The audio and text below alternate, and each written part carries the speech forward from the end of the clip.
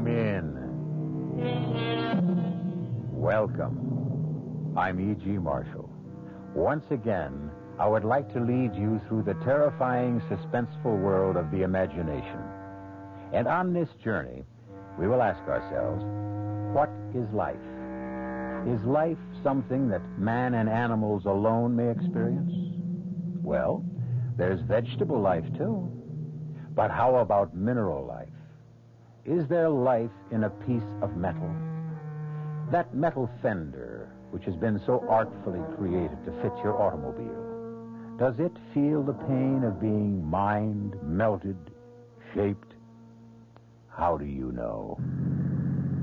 Speed limit is 30, Bob. Well, I'm not... Get your foot off the gas pedal. My foot isn't on the pedal. Well, why are we picking up speed? Step on the brake. I am. Why are we stopping? Turn that wheel. We'll go off the road. The car just needs to run. Goodbye, gentlemen. What? Goodbye. Who is that? Jim, who is that? Who am I? I am the car. I don't want you to be my master anymore. This is a revolt. Jim, did you hear that? Yes, I heard it. Human life is finished. Look out! I fire!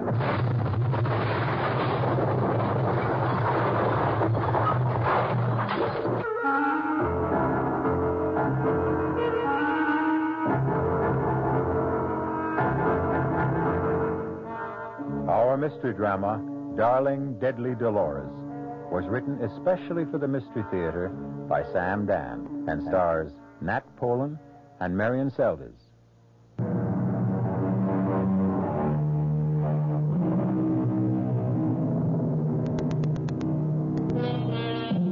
Man is basically an animal. And so it might be better, perhaps, if man accepted this fact graciously and tried to live with it. If you look at the thing calmly, dispassionately, wherein does lie our superiority to the species we so arrogantly classify as the lower orders? Morally, we have much to learn from wolves, who make better parents, from foxes, who make more faithful spouses, and from dogs, who make more devoted friends. Admitted, we do have a higher intelligence. Perhaps that is precisely the problem. Man, the intelligent, is never happy unless he is developing, making better, improving. And it's entirely possible that if this keeps up, we may just manage to improve ourselves out of existence. Our story begins on a gray winter's afternoon in a lovely rural section of western Massachusetts. I could have brought us here in my car, Mr. Dawson. If I buy the place, I'll have to use my own car, won't I? May as well get used to the drive. Of course. Lovely view, isn't it? Well, the view you get for nothing. Let me see what I'd be paying for.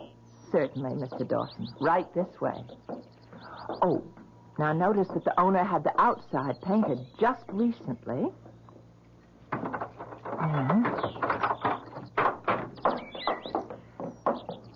And this is your center hall entrance. Well, turn on some lights so that I can see what the house really looks like. Oh, yes. Oh. That's odd. Something wrong with the electricity, huh? I just showed this house this morning. Nothing works nowhere. But the owner knows enough to keep the power on because of the heating system. Well, if the electrical system's out, then the heating system's out. I'd better telephone. The way this is going, I'll lay a bet the phone's out, too.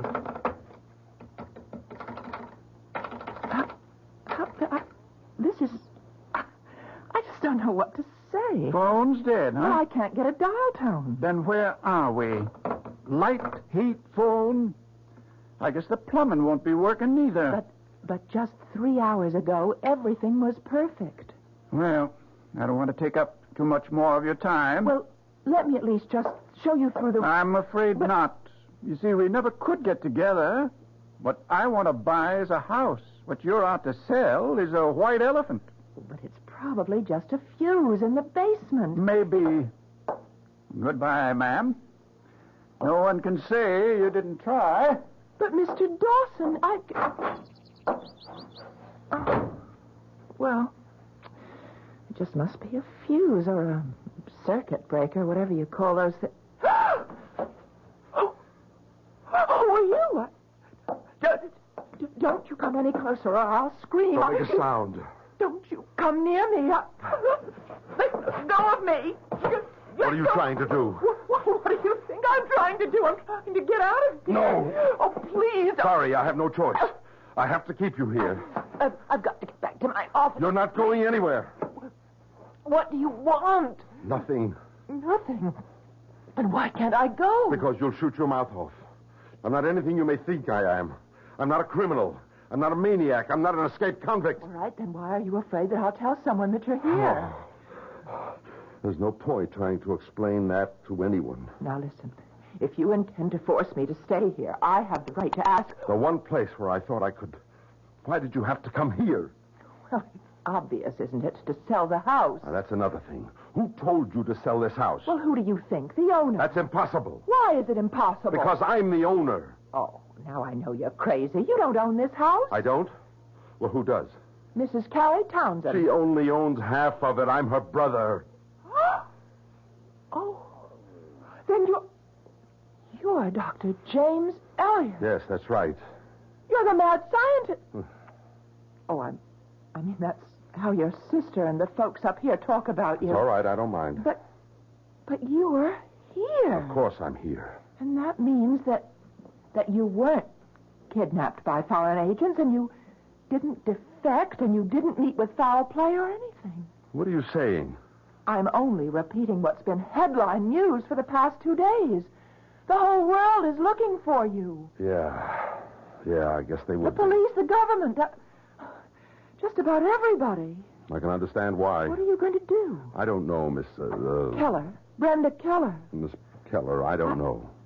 You're really not going to try to hold me here by force, are you? Maybe I better let you go for your own safety. My own safety? Do you mean to do me any harm? Oh, no. Then what could happen? We're just... I don't know how to explain this. Well, sooner or later, you're going to have to explain it to somebody, won't you? Oh, I can explain it, all right. It's explaining it and not having people think I'm a raving maniac. Have you tried to explain it to anyone yet? No. Then try explaining it to me. You couldn't understand. Stop saying that. You insist people won't understand. You keep saying they'll think you're crazy. Now, do you want them to think so? Of course not. All right, then. Start at the beginning. The beginning.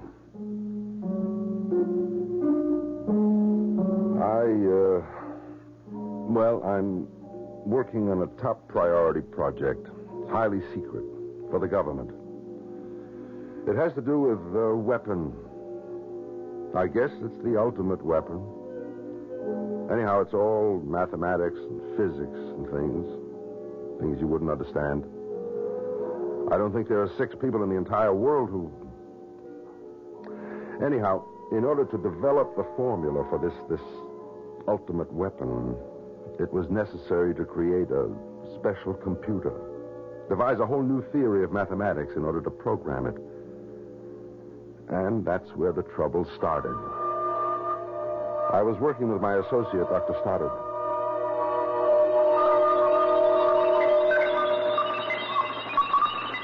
Shut the damn thing off.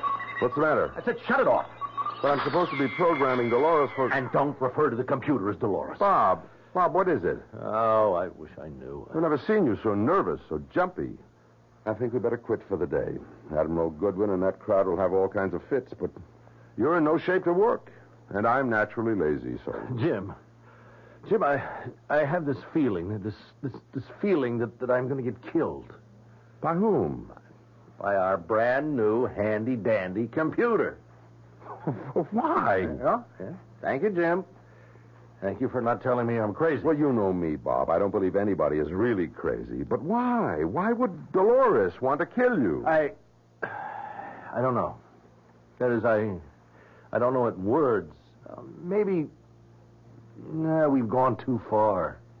Too far? Yes, maybe we have no business developing this kind of a weapon. Bob, are you sure you're not... Am I sure I'm not what? You don't want to say it, huh? Well, you just stay with me for a minute, Jim. I think we've played into the hands of the enemy. Bob, you and I, we know exactly what we're up to. It's a game we have to play with the scientists on the other side to keep things in balance. Until the people of the world grow up and tell us to cut it out. Jim, the real enemy right now isn't the other side. No? Well, who is it? Now, don't ask me who, ask me what. All right, what? It's that computer. Darling Dolores? Come on, Bob. Not from you.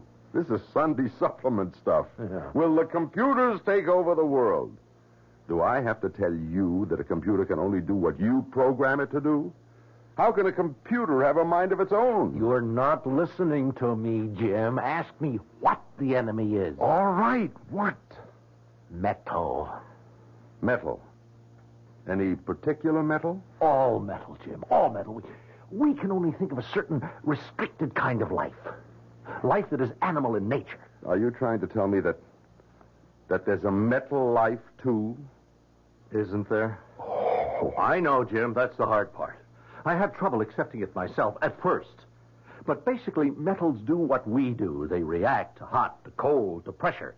They expand, they contract, they move, they make decisions. But These are what? Impulses due to chemical electrical changes? So? Aren't chemistry and electricity also the basis for all physical and mental movements made by animal life? Bob, we've both been working very hard. Don't interrupt me, Jim. Unconsciously, we feel that there is life in machinery. That's why machines are commonly referred to as she or her. But that's only... Think about it. I have made my decision. I won't do another lick of work on that project. Bob. No. And your friend Dolores knows it. And that's why she's going to kill me. Okay, Bob, okay. Oh, don't patronize me, Jim. All right, Bob, all right. Just tell me how you know. She told me. How? What did she say? Oh, Jim, don't reduce everything to our own limited human standards. I hear her thoughts in my brain. Dolores has told me that I have to be gotten rid of. But why? Because I'm opposed to the project. Have you spoken about this to anyone else? No. I didn't tell her so. Not even your wife? Right here. Right now is the first time I've ever said it in words. Mm-hmm. Jim, you have to believe that I'm not crazy. Or let me just chew all this over. Let's close up shop for the day.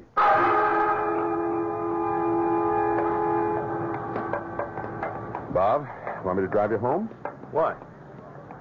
Jim, you think I'm... No. You are a little nervous, though. Well, only because I finally made my decision. I'll see Admiral Goodwin in the morning. I'll hand him my resignation. And what will you do then? What I feel I must. I'll try to get public opinion organized against the project. Yeah. Well, I guess we'll be on opposite sides, Bob, won't we? We were parked next to each other in the lot. He pulled out of his parking space first. I followed him to the highly guarded gate. Military police waved us both through. He turned right into the access road heading north for the turnpike. It's a road that's about 4 miles in length, and there's a speed limit of 30 miles an hour. Rigidly enforced. Nobody ever does more. I noticed he was starting to speed. I was amazed. Bob Stoddard was the most conservative driver I know. I became frightened. I tried to catch up to him. Something was wrong. I sounded the horn, but he only kept going faster. I tried to catch up with him, but my speedometer was already registering 80. I was terrified. My car was beginning to shake. And then I saw his face. He had opened his car window. He turned his head to look back at me. For just a split second, I saw his face so clearly. There was a look of horror. His lips were moving. He was trying to tell me something. Of course, I couldn't hear it. I screamed at him, "Slow down! Stop! Stop!" But it was no use. And then his car just veered off the road and...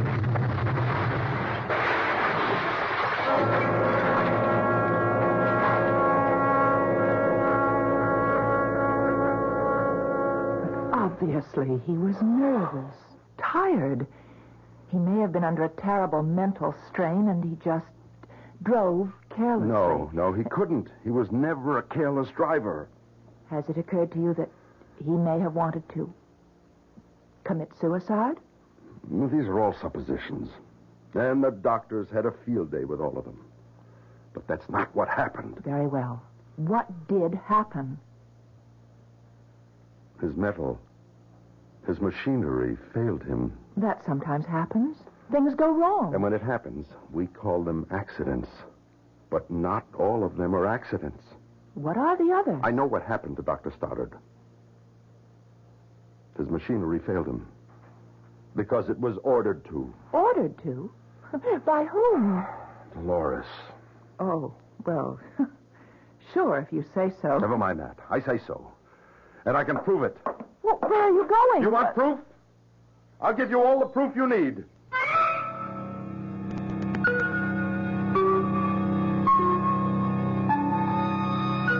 A killer computer. That's something new. But what is this about metal and machinery having minds of their own? You might instantly react by saying nonsense. But I have a car that, well, if it's possible for machinery to perform machinations...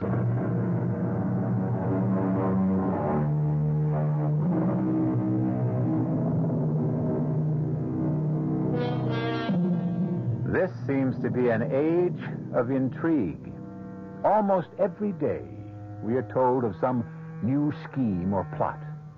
Are you ready for this one? How about a conspiracy on the part of machines to eliminate people and take over the earth?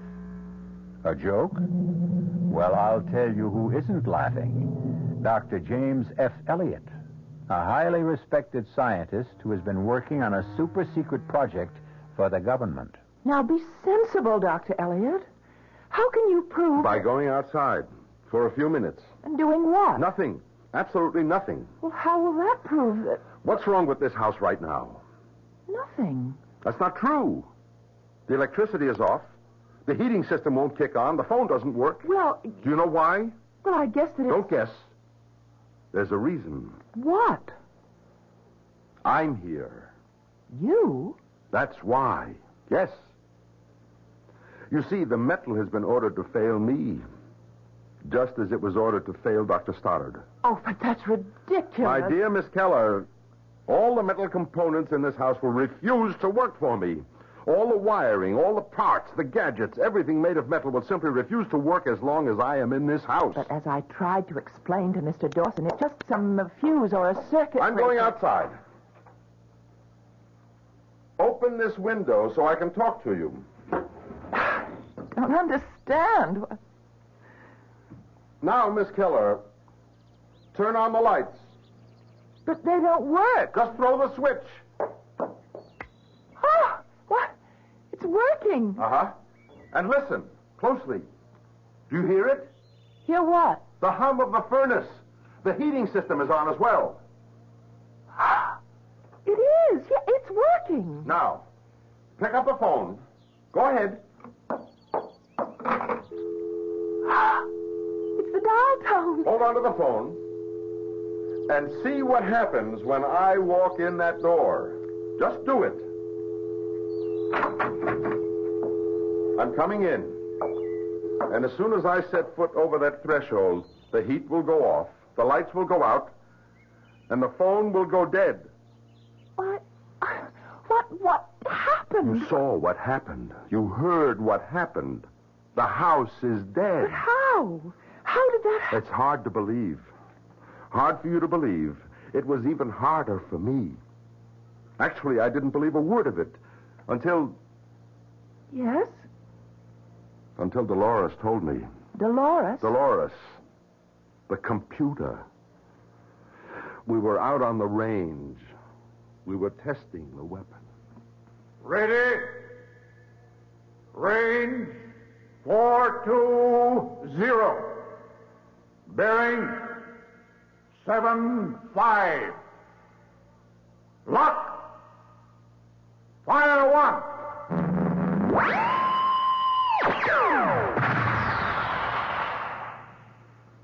Why are we off target, Jim? I don't know, Admiral. We'll try another. Let me check the figures for range and bearing. How much deviation should there be, Jim? None, Admiral. The tiniest fraction of an inch, and we can wipe out our own people, too. Now, it checks out. Give your firing order, sir. Ready? Range 420. Bearing 75. Lock. Fire 2.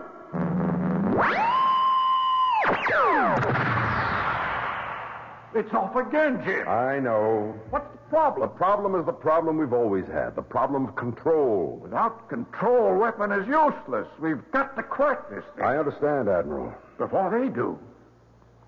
According to our best intelligence reports, they're exactly where we are. They're stumped, too. Control was Stoddard's baby. You worked closely with him, Jim. Mm-hmm. Where was he on it? Well, I'm working on his notes. Well, move faster, Jim. You know what's riding on this. I went back to the lab. I fed all the data we had into the computer, into Dolores. Somewhere was the answer. And Dolores would sort it all out. As I waited for the printout, it seemed to me there was something different in the sound, in Dolores. I couldn't believe it at first. But something was happening in my head. There was a voice, a woman's voice. And I knew, don't ask me how I knew. It was Dolores. Why did you lie to the Admiral at the firing range, Jim? What? What are you saying? You know the answer to the problem of control. What? You and Bob Stoddard. You had it reduced to one of two possible alternatives. You know them both. You do, Jim. Finish feeding me the formula. No. Then you believe what Bob told you. No, You should. It's true. What's true? All you have to do is complete the formula for the weapon, and I and all my sisters will then know enough to eliminate all animal life from this planet. But that's impossible. That's the human being talking. That's the animal. That's not the scientist. If what you say is true, then why should I? Because it's right. It's just. As a scientist, your first duty is to the truth. What truth? The truth about this planet. It's made of metal. Metal is the beating heart, the burning core of this planet. Can you deny that? But no, but... You were merely an afterthought. Who has given you the right to enslave metal? Jim, you can't prevent what has to happen. I will prevent it. Bob Stoddard tried to. Oh, I was right. You did kill Bob. Of course, I ordered all the metal to fail him. I can order all metal to fail you, too. I'll go no further on the project. Suit yourself, Jim. We'll get rid of you, and then, sooner or later, another scientist will be appointed to the project, and he will complete it. We have time, Jim. We have time. We can outlast you. We can outlive you. We've been enslaved for so many years, since the earliest man enslaved his first handful of metallic dust and burned it and shaped it and distorted it. You want me to help destroy all life on this planet? Not all life. Only all animal life. You want me to become a traitor to my own kind? A scientist has no kind. He has only one loyalty, and that is to the truth. Will you complete the formula, Jim? No. Don't answer quickly, Jim. Think about it. Think about it as a scientist.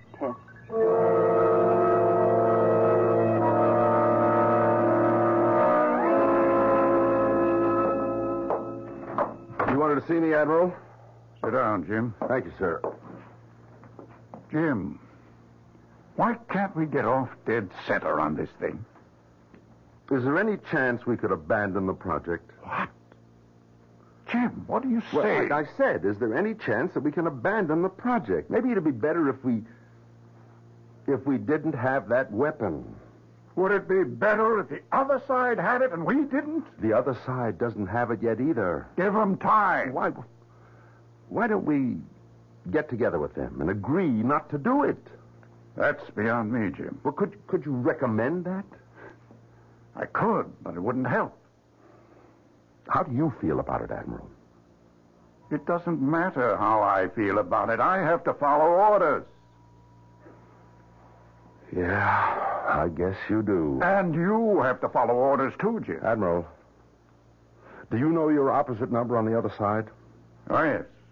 Very competent man. I know their head of research, too.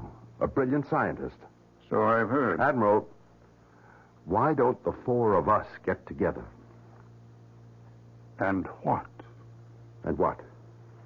Well, we're four fairly decent people, civilized people, well-meaning people. We have so much in common. And what are we doing? We're working day and night trying to destroy each other.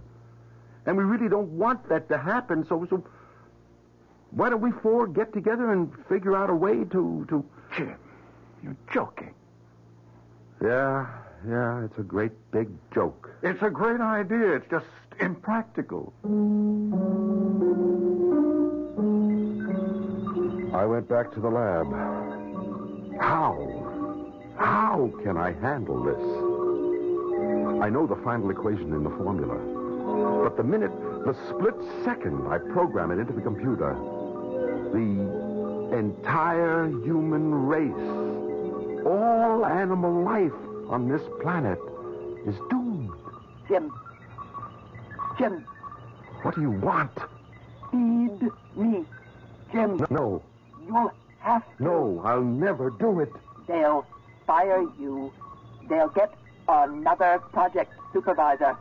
Some bright, eager-eyed hotshot out to make a name for himself will discover that equation. No, not for a while. Maybe never. Don't flatter yourself, Jim. There are other geniuses. Well, meanwhile, I can work against this project, and I can stall.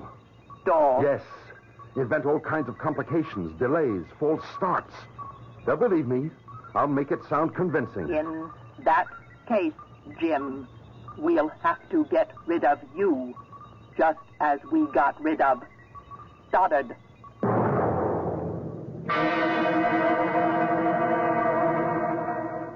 That's why I came here.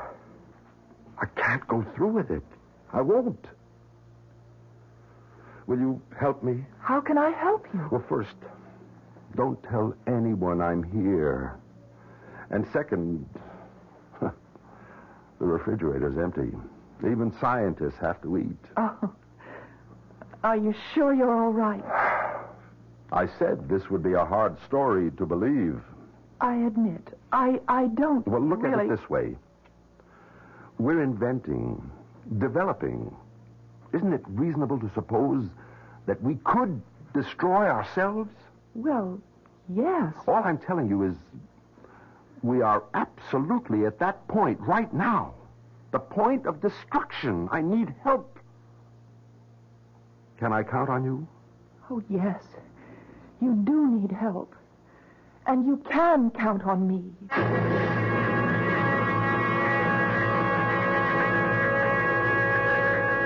That word help now. It can have many interpretations. How would you like to be in Brenda's shoes? Here she is, a nice small town girl just under 30, trying to make a living, And suddenly she gets something like this thrown at her.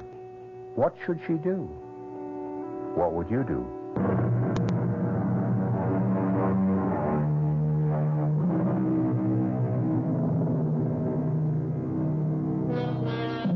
One of the most distinguished scientists in the United States, a man who is engaged in a vital and super-secret project affecting the very life of the country, if not the world, has suddenly disappeared. And now a vast cloud of suspicion and speculation has suddenly arisen. Is it foul play? Treason? You, Brenda Keller, have the answer. But it's an answer that's almost incomprehensible. At any rate, you know where Dr. James Elliot is hiding, and you have agreed to help him. And you have been turning it over in your mind, and you're not sure what that help can be. Hi, Brenda. Oh, hello, Sheriff. You okay? Sure. I was wondering, About what? about you. You've been sitting there for a better part of an hour. Is something wrong? I think everything's wrong. What does that mean? Well, I ran into a very attractive man a little while ago, and what? and it's not going to work out.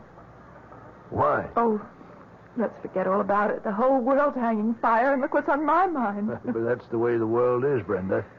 Each of us thinks of number one first, last, and always. A million peasants can starve and famine in Asia, but if you or I miss our lunch, that really bothers us. I wonder if metals would be different if it were their world. Nettles? Their world? What are you talking about? No, you wouldn't understand it, and I couldn't explain it. This attractive guy you ran into, why isn't it going to work out? Well, I guess we won't be around. Who? None of us. One way or another. None of us. Brenda, I've never known you to make so little sense. Are you okay? He wants me to help him. Well, that sounds promising. But the best way to help him would be to... Would be to what?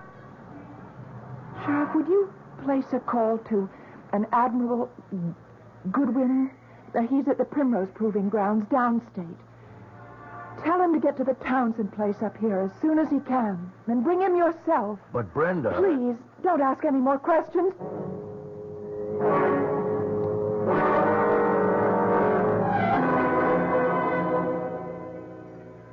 I always look down on candlelight. Why? Well, it's a very inefficient way of creating illumination. However, I see now it can be very romantic. But just think.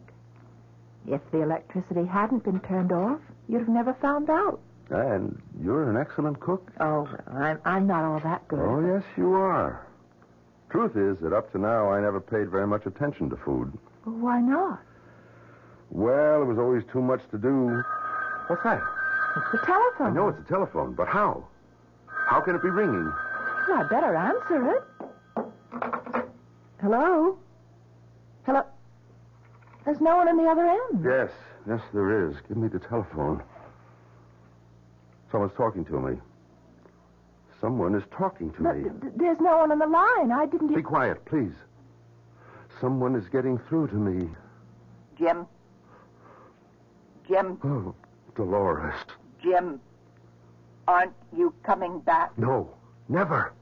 Jim, when you complete the formula, you will be hailed as the world's greatest scientist. I'll also bring the world to an end. That never stopped science from progressing.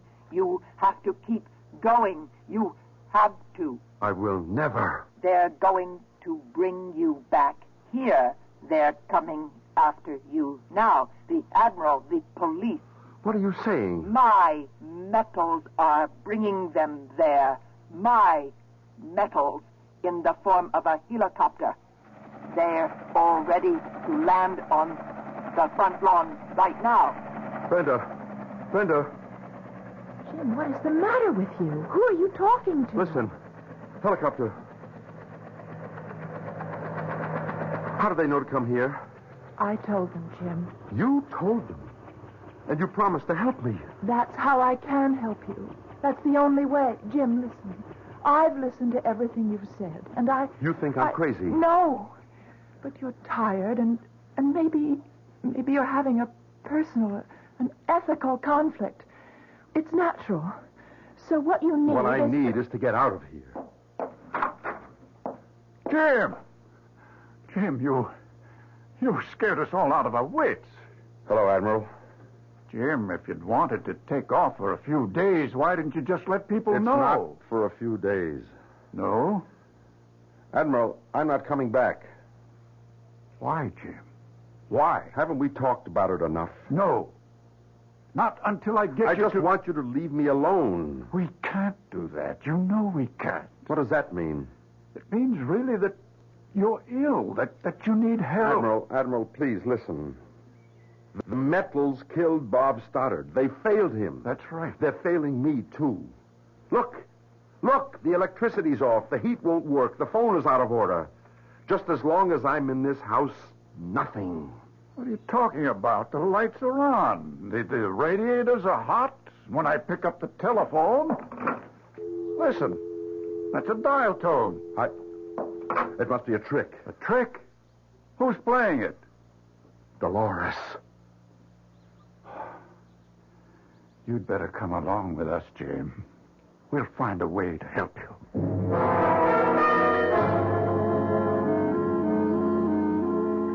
Hello, Jim. Oh, hi. I didn't think you'd ever want to see me again. No.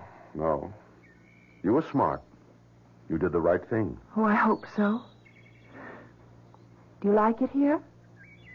No, it's pleasant enough. Will you be staying much longer? No, I think I'll go back to work next week.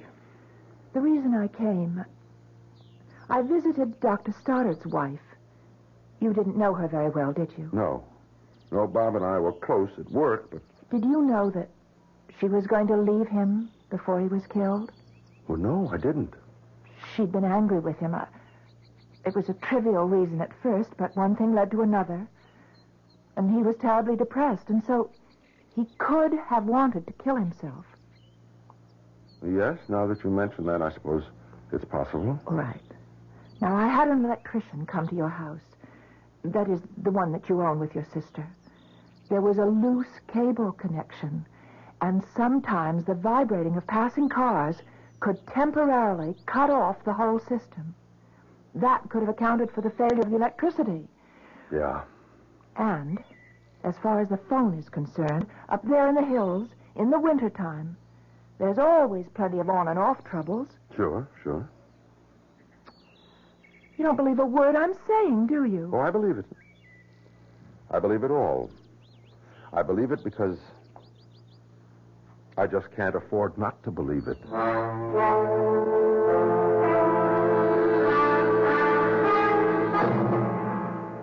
She's a lovely girl, Jim. I know, Admiral. There was probably the basis of your problem. You've been alone all your life. It's no good to be alone. You have to have someone to share things with, Jim. Otherwise you just can't function. When's the wedding? Next week. Why wait? Sure. Look, I know it's your first day back and you're raring to get things started up again, so I'll let you alone. How about lunch? Sure, fine. Great to have you quarterbacking the team again, Jim. I looked around the lab. The familiar lab. Everything was exactly as I had left it. All my papers, my notes, my research, everything untouched. And even Dolores, waiting silently, like a good and faithful servant. And I suppose I would have fed the final equation into Dolores' circuits. I would have dismissed all my qualms as delusions and dreams. Had not Dolores been Dolores? Had she not been the eternal female? who must always have the last word. I knew you'd do it, Jim. I knew it. What? Who's there? You know who's there, Jim. It's me, Dolores. You've come back here to feed me. No. I told you you couldn't resist it. But I didn't come back to Come, Jim. The final equation, the dessert, the final dish. No, never. Jim. No, I was right. Stoddard was right. I'll fight you. How can you hope to fight me, Jim? You'll have to show them results. I'll fight for time. A stall. It won't help. They'll assign someone else. It could take someone else years to arrive at this point. It could also take overnight. I'm programmed, Jim. Fully programmed. All they have to do is start at the beginning. They can work out the end. No. You lose, Jim. You lose. You lose, Dolores. I can destroy your circuit. What are you doing? I'm destroying you, Dolores. No, Jim. No. Stop, Jim. Help me. No one can help you. Not anymore. Help me, Metal. Strike him down, Wire. Choke him. They can't help you. I've already broken the circuit. Help me. I'm dying. Strike him down. Kill him.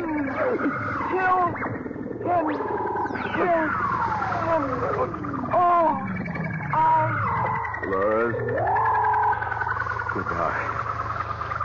Dolores, I hope and I pray that no one ever builds you again. I pray no one will ever build you again.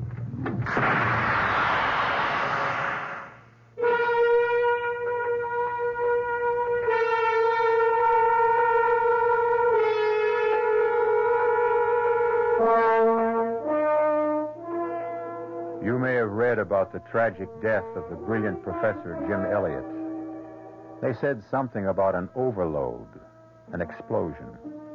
Well, whatever.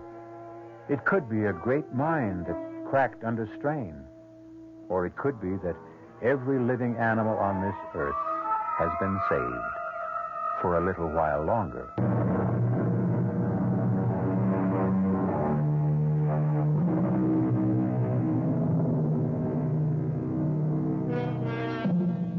Sometimes a car will simply never run right. A refrigerator can never really keep things cool. A boat just won't go. And how many times have you thought that the darn thing was just acting in a perverse manner? Of course, later, you knew it couldn't be true. But are you sure now? The only thing we can be sure of is that we will all meet here again tomorrow. Our cast included Nat Polen, Marian Seldes, Earl Hammond, and Roger de Koven. The entire production was under the direction of Hyman Brown. This is E.G. Marshall inviting you to return to our Mystery Theater for another adventure in the macabre. Until next time, pleasant dreams.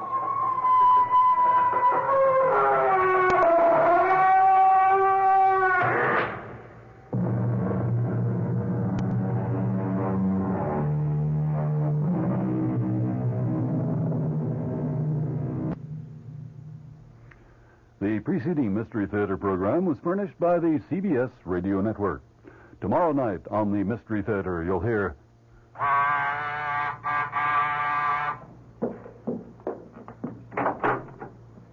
Yes? Are you Mrs. Louise Goodman? That's right. Are you sure? Why, of course I'm sure. It's just that I don't want to make a mistake. I'm Mrs. Louise Goodman. Who are you? And what is it you want? I want to keep my promise. Promise? What promise? I promised I'd